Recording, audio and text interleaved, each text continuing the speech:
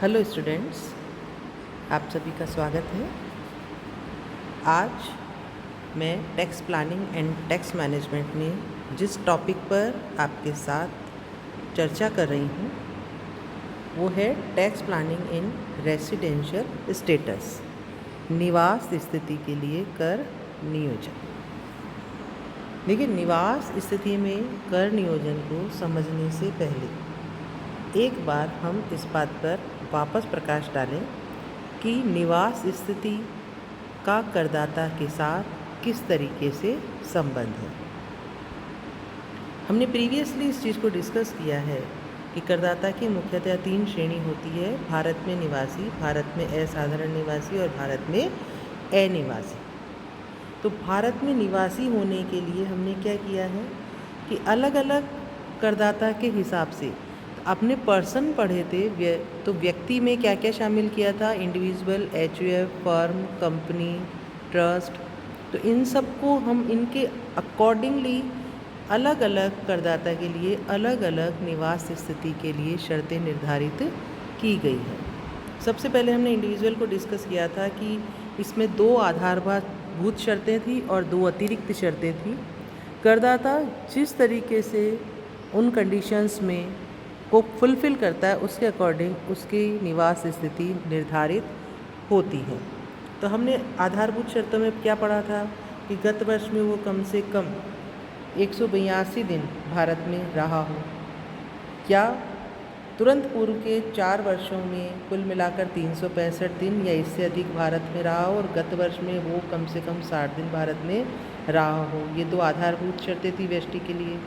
2 अतिरिक्त शर्तों में ये था कि यदि वो गत वर्ष के तुरंत पहले के 10 वर्षों में कम से कम 2 वर्ष भारत में निवासी रहा हो, और गत वर्ष के तुरंत पूर्व के 7 वर्षों में कुल मिला के 730 दिन या इससे अधिक भारत में रहा हो।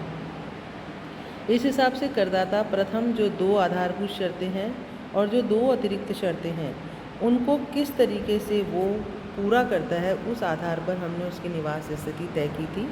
मैं आपको ये जो PDF में नोट्स भी दे रही हूँ, आप इन्हें देखिएगा, आपको वापस सब याद आ जाएगा और मैं समझती हूँ याद भी होगा। इसी तरीके से HUF करदाता के लिए भी क्या था कि यदि परिवार का जो करता है वो व्यापार का प्रबंध एवं नियंत्रण भारत से करता है पूर्ण रूप से या आंशिक रूप से, तो वो निवासी माना जाता है।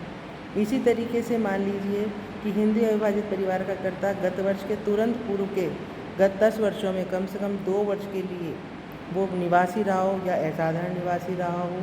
और तीसरी स्थिति ये थी कि हिंदू अविभाजित परिवार का कर्ता गत वर्ष के तुरंत पूर्व के 7 वर्षों में कुल मिलाकर कम से कम 730 दिन भारत में रहा हो। तो यहाँ हमने निवासी के लिए 3 शर्तें देखी है करदाता की, HUF की: निवासी, असाधारण निवासी और अनिवासी। असाधारण निवासी जो है हिंदू अविभाजित परिवार का जो निवासी हेतु जो उपरोक्त जो प्रथम शर्त है यदि उसे पूरी कर देता है किंतु दूसरी और तीसरी को पूरी नहीं करता तो वो असाधारण निवासी HUF कहलाता है। इसी तरीके से यदि हिंदू अविभाजित परिवार का कर्ता जो है वो जो निवासी होने के लिए प्रथम शर्त जो है उसे पूरी नहीं करता है तो वो भारत में अनिवासी कहलाता है। तो असाधारण तो कब होगा? जब प्रथम शर्त पूरी करता है लेकिन दूसरी व तीसरी पूरी नहीं करता। और अनिवासी कब होगा? जब वो प्रथम शर्त ही पूरी नहीं करता। इसी तरह फर्म तथा व्यक्तियों की समुदाय की स्थिति में निवास स्थिति का निर्धारण करते समय यह देखा जाता है कि फर्म जो है वो निवासी होती है और अनिवासी होती है, असाधारण निवासी नहीं होती। तो उसके लिए भी हमने देखा था यदि फर्म अथवा व्यक्तियों के समुदाय के प्रबंध अथवा नियंत्रण का कोई अंश भारत में किसी स्थान पर स्थित है तो ऐसी फर्म अथवा व्यक्तियों के समुदाय भारत में निवासी होंगे। यदि इनका संपूर्ण प्रबंध एवं नियंत्रण भारत के बाहर है तो ऐसी फर्म अथवा व्यक्तियों के समुदाय भारत में अनिवासी होंगे। प्रबंध एवं नियंत्रण से क्या तात्पर्य है? वास्तविक प्रबंध एवं नियंत्रण से होता है।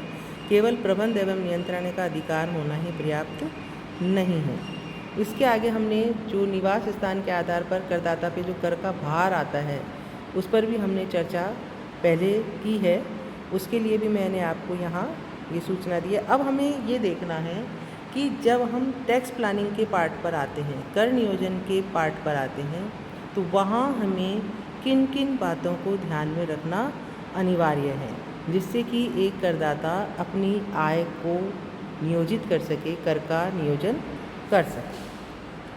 अब हम देख रहे हैं निवास स्थिति के निर्धारण हेतु कर नियोजन किस तरीके से जो है करदाता टैक्स प्लानिंग कर सकता है अपने रेसिडेंशियल स्टेटस को ध्यान में रखते हुए। देखिए, आयकर अधिनियम 1961 के विभिन्न प्रावधानों के अनुसार किसी करदाता की निवास स्थिति का निर्धारण करने हेतु हमें मुख्य रूप से निम्न बातों को ध्यान में रखना आवश्यक है। पहली, अनिवासी करदाता के लिए अनेक प्रकार की आय कर से मुक्त होती है एवं उसे केवल भारत में अर्जित अथवा भारत में प्राप्त हुई अथवा अर्जित या प्राप्त हुई मानी गई आयों पर ही कर देना होता है। तो सबसे पहले हम कर का जो निर्धारण कर रहे हैं, कर नियोजन का जो हम कार्य कर रहे हैं वो किसके लिए कर रहे हैं? अनिवासी करदाता के लिए कर रहे हैं। तो हम क्या जानते हैं कि अनिवासी करदाता की जितनी भी आय होती है वो भारत में कर मुक्त होती है। उसे केवल किस आय पर कर देना होता है भारत में? जो केवल भारत में अर्जित हुई हो अथवा भारत में प्राप्त हुई हो या अर्जित हुई या प्राप्त हुई मानी गई हो। तो अब करदाता को, अनिवासी करदाता को यदि कर नियोजन करना है तो उसे क्या करना चाहिए? हमें अपनी आधारभूत शर्त को ध्यान में रखना चाहिए। क्या है हमारी आधारभूत शर्त? कि करदाता गत वर्ष में कम से कम 182 दिन के लिए भारत का निवासी रहा हो।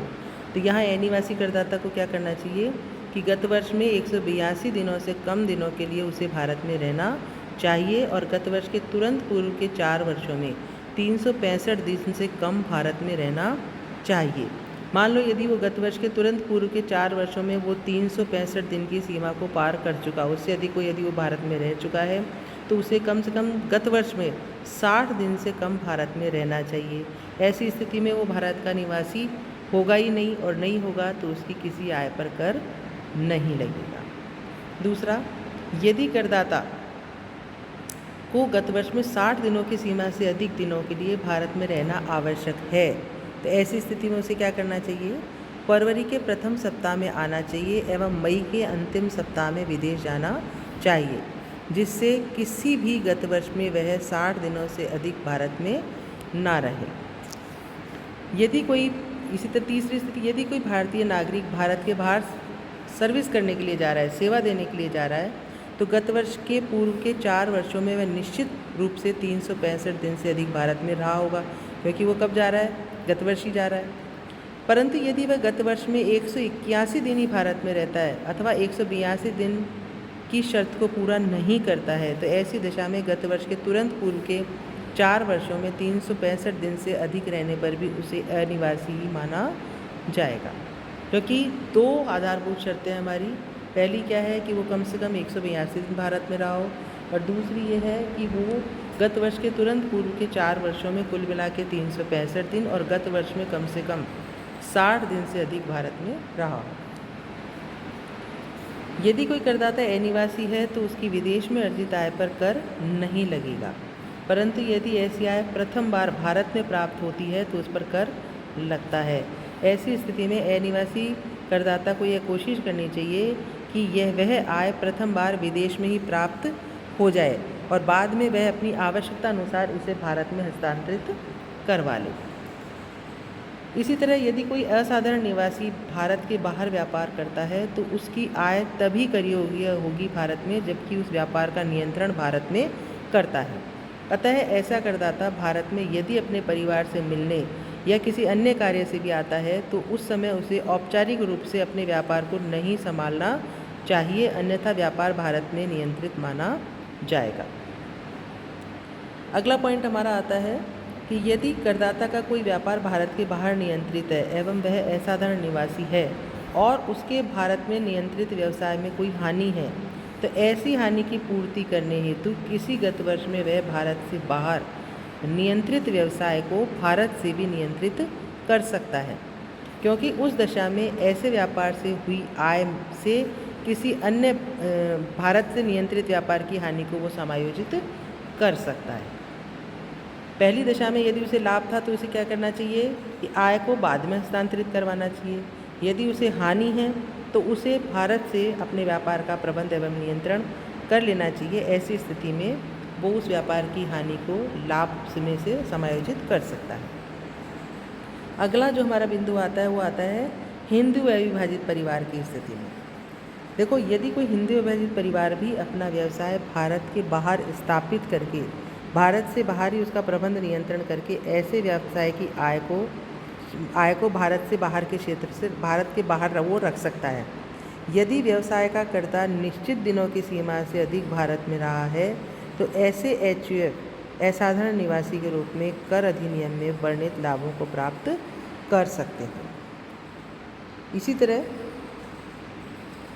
कोई भी भारतीय कंपनी अनिवासी नहीं हो सकती, परंतु एक विदेशी कंपनी के लिए यह उचित है कि वह अपनी कंपनी का प्रभावी प्रबंध पूर्ण रूप से भारत से बाहर रखे, जिसमें उसे केवल उस आय पर कर देना पड़े जो भारत के व्यापार से अर्जित हुई है। मतलब भारत में यदि मान लो कोई व्यापार है उस विदेशी कंपनी का, खाली उसे उसी पर क्या करना पड़ेगा, कर देना पड़ेगा। भारतीय कंपनी तो कोई अनिवासी नहीं हो सकती, लेकिन विदेशी कंपनी ऐसा कर सकती है। तो हमने क्या देखा, देखो कि यदि एक करदाता कर नियोजन की दीर्घकालीन प्रक्रिया को अपना रहा है तो उसे अपनी निवास स्थिति को ध्यान में रखते हुए भी वो कर नियोजन कर सकता है, और एक उचित कर नियोजन में जो निवास स्थिति है वो एक महत्वपूर्ण जो है स्थान रखती है। अगली क्लास में हम नेक्स्ट टॉपिक पर चर्चा करेंगे। धन्यवाद।